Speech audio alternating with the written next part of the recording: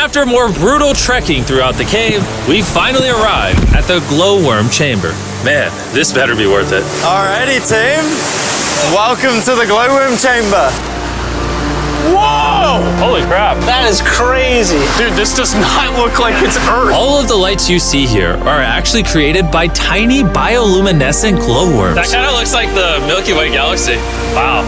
At this moment, this view honestly made that trek worth it. While making it to the glowworms was definitely worth the trip, our journey was still not over because we had to go all the way back to base camp.